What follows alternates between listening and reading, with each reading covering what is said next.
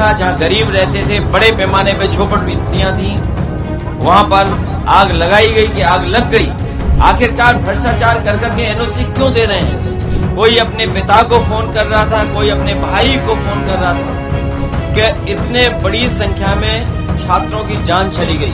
भ्रष्टाचार से बनी सरकार ही भ्रष्टाचार कर रही है। कल जो घटना हुई है उसके लिए दुखद है कि इतने बड़ी संख्या में छात्रों की जान चली गई और जो लोग वहां पर कोचिंग के लिए, नौकरी के लिए या वहां पर काम के लिए गए थे, उनके बड़े पैमाने पे जान चली गई। सुनने में ये भी आया है कि बच्चे अपने माँ बाप और घर परिवार के लोगों को फोन कर रहे थे।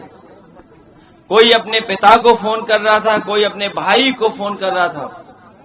उसी में कई लोग फायर ब्रिगेड बुलाने के लिए फोन कर रहे थे। सोचिए, कल्पना कीजिए कि जिन परिवारों ने खोया है, दुखों में सबसे बड़ा दुख अगर कोई है तो वो अपने बच्चे के खोने का दुख है। दुखों में सबसे बड़ा परिवार के लिए दुख यही है कि उन्होंने अपने बच्चे होनहार को खोया है।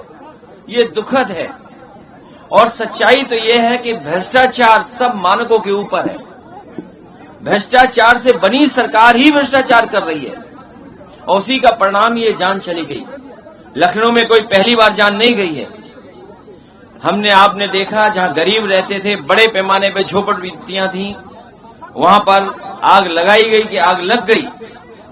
इसी तरह चारबाग में एक बार घटना हुई थी और लेवाना वाला जो होटल था वो भूल नहीं सकते हैं कि हजरतगंज शहर में इतना प्रतिष्ठित होटल में आग लगी और जान चली गई।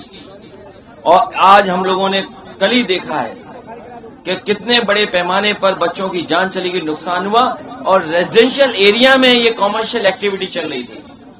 सरकार जो कह रही है या अपने चैनलों से जो खबरें चलवा रहे हैं, लगता तो ये कि सरकार ही नहीं है।